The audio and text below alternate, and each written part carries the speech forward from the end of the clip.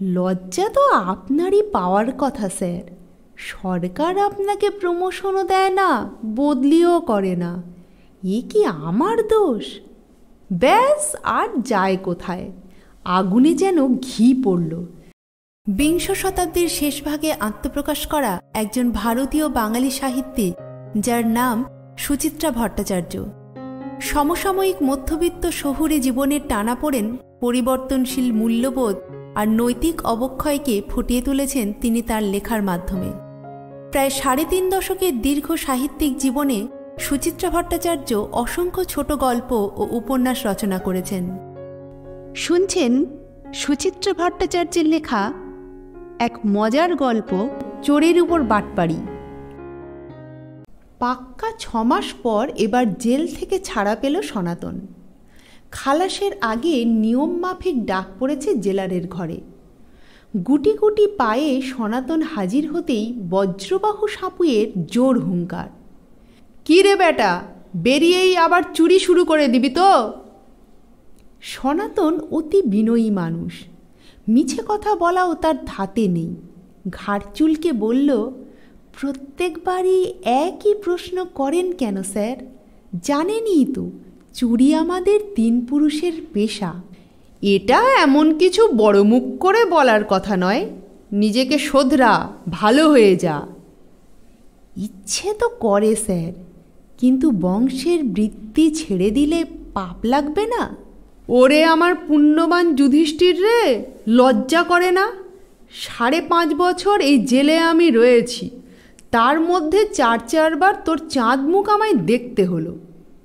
দারোগা জেলারদের সঙ্গে মুখে মুখে তর্ক করার অভ্যেস নেই সনাতনের, কিন্তু আজ যে কী মতিভ্রম হলো, দুম করে বলে ফেলেছে, লজ্জা তো আপনারই পাওয়ার কথা স্যার।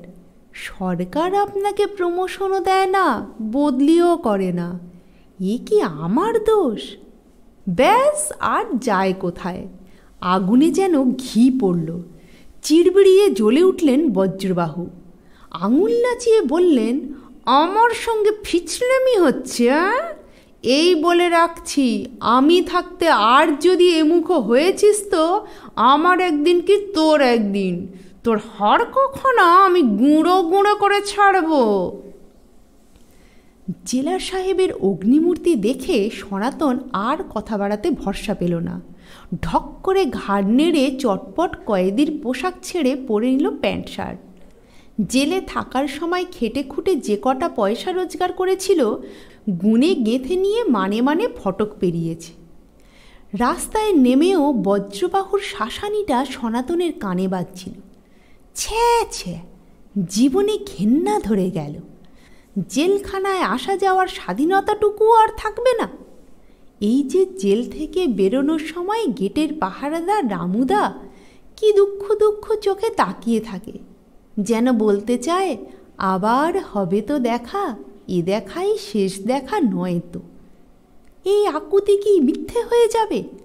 সত্যি বলতে কি, উঁচু পাঁচিলের অন্দরের দিনগুলো বেশি সুখে কাটে সনাতনের। বাইরে থাকা মানেই তো হ্যাঙ্গাম, আজ রাতে এদিকে ছোট তো কাল রাতে ওদিকে। ভিতরে আহার নিয়ে কোনো দুর্ভাবনা নেই, টাইমে টাইমে খানা, রাত্রিরে তোফা ঘুম।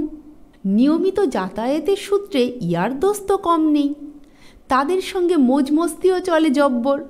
তবে এর পরে এলে আরও তো আরাম থাকবে কি? যা চটলেন জেলারবাবু, নির্ঘাত ঠেঙিয়ে ঠেঙিয়ে প্রাণের ঝাল মেটাবেন। ধোলাইকে অবশ্য সনাতন পরোয়া করে না, খাওয়ার অভ্যেস তো আছেই।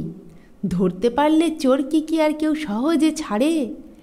এক চোট গোবেরন দিয়ে তবেই না ডাকে পুলিশকে। কিন্তু জেলে ঢুকেও যদি মার খেতে হয়, মান সম্মানের আর রইল কি? তাহলে সনাতনের এখন কি করা উচিত? বজ্রবাবুর দাবড়েনি খেয়ে ছেড়েই দেবে লাইন? চুরি বিদ্যে ছাড়া সে আর জানেটা কি?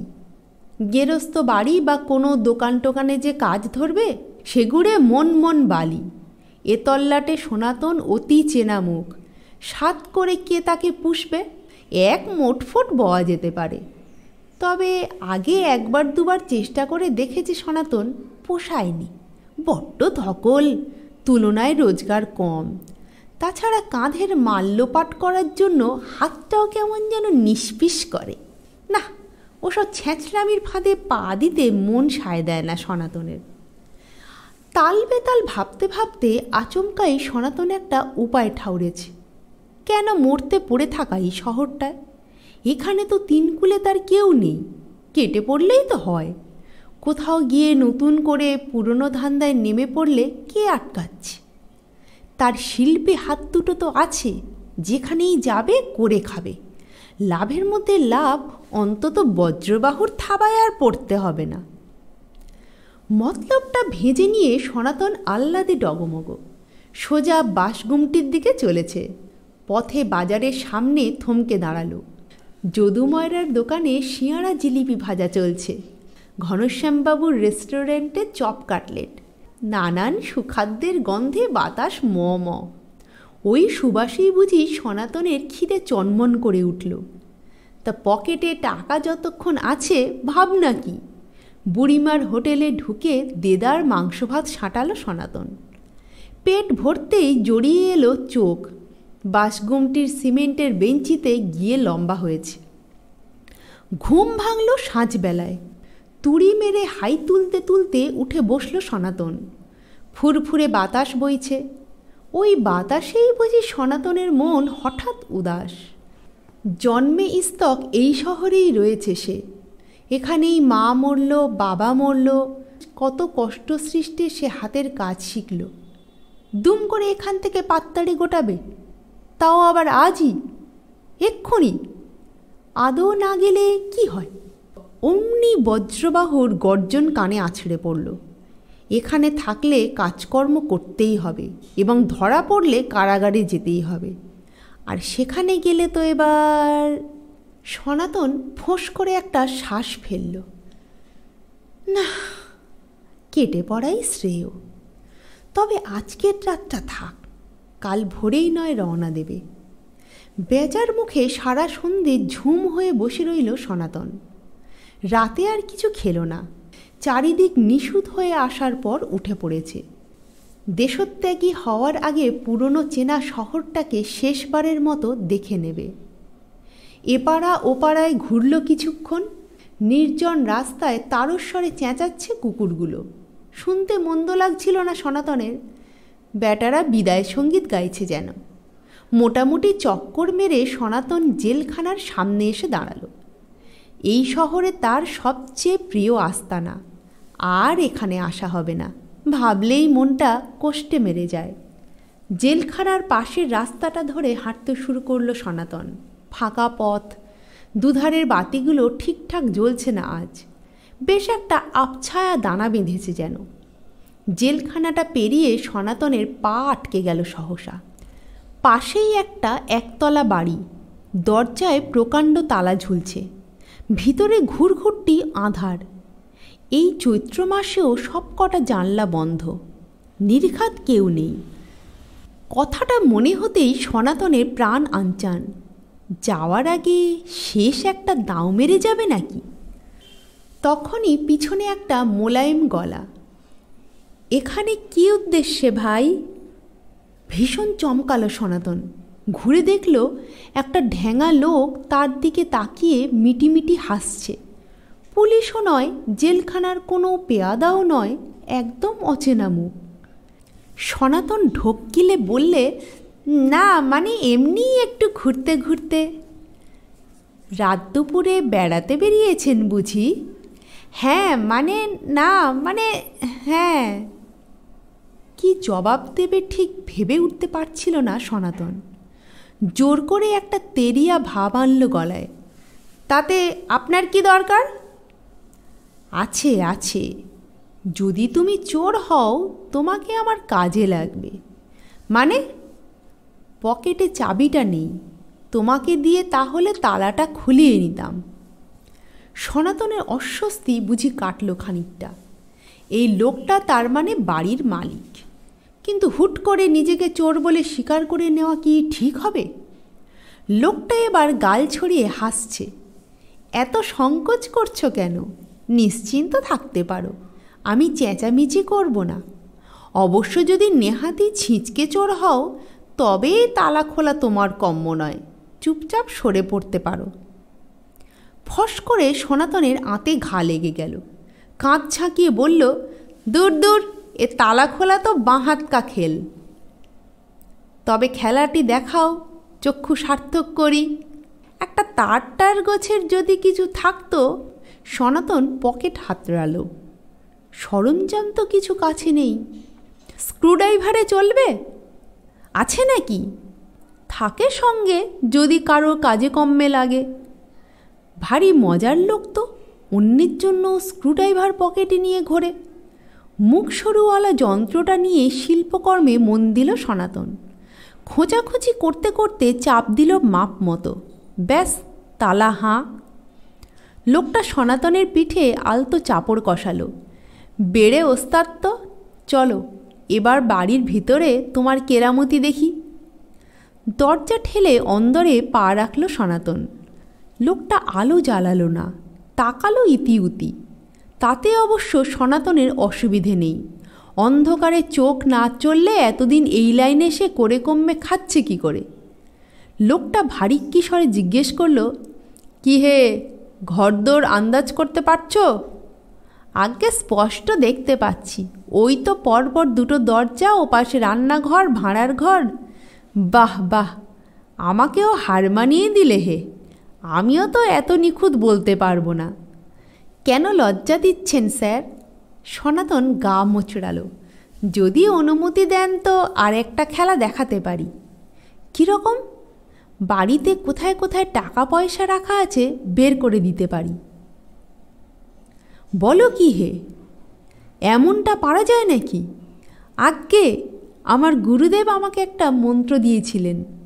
সেটি জপ করে শুভ কাজে নামলে আপনা আপনি টাকা পয়সার বাস পাই।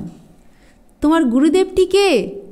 আমার বাবা, শ্রীযুক্ত বাবু বৃন্দাবন। তিনি মন্ত্রটি পেয়েছিলেন তাঁর বাবার কাছ থেকে। তোমার বংশটি তো বেশ সরেস। তা দেখাও দেখি তোমার ভোজবাজি। আলো টালোগুলো কি জেলে দেব? কিচ্ছু লাগবে না স্যার, আঁধারেই তো এই খেলাটা জমে। বলতে বলতে সামনের ঘরটায় ঢুকে পড়ল সনাতন। মনে মনে আওড়ালো, আধারং আধারং অর্থ অনর্থং, হিং টিং ছট, উল্টে দেব ঘর। ক্রিং ফুং টুম, কোথায় গেলি বাপ, নিশি কুটুম্ব আহ্বানং, কেঁচো খুঁড়তে সাপ। ব্যাস, সনাতন পেয়ে গিয়েছে গন্ধ। মিশমিশে অন্ধকারেই টেবিলের ড্রয়ার খুলে বের করে আনলো বেশ কয়েকখানা নোট। আলমারির মাথা থেকে নামিয়ে ফেলল খুচরো টাকায় বোঝাই টিনের কৌটো। বিছানার তলা থেকে পেয়ে গেল এক কাঁড়ি সিকি আধুলি। টুপ করে এক খাপলা পকেটস্থ করতে সাধ যাচ্ছিল। কোনো ক্রমে সংবরণ করল লোভ। গৃহস্থের সামনেই তার ধন লোপাট করাটা সনাতনের ধর্মে বাধে। টাকা পয়সার সবটাই লোকটার হাতে তুলে দিয়ে বলল, খোলা জায়গায় মোটামুটি এই আছে, বাকিটা আলমারিতে। ঠিক বলেছি? তুমি তো ঠেক বিঠেকের বাইরে চলে গিয়েছো হে। আমাকে মুহুর্মুহু চমকে দিচ্ছ। এবার হয়তো বলে বসবে গয়নাগাটির হদিশও তোমার অজানা নেই। আগে সেটিও অনুমান করেছি বই কি। কোণের ওই বেটে সিন্দুকটায় বিড়ালকেও তো তুমি হার মানালে। চাবি ছাড়া নিশ্চয়ই সিন্দুক খোলার মুরদ হবে না। জবাব না দিয়ে কাছে গিয়ে সিন্দুকে আলগা হাত বোলালো সনাতন। লজ্জা লজ্জা মুখে বলল, কম্বিনেশন লক, যদি অনুমতি দেন তো চেষ্টা করে দেখতে পারি। বেশ তো, পারলে খোলো। বড় গোল হাতলখানা কয়েক পাক ঘোরালো সনাতন।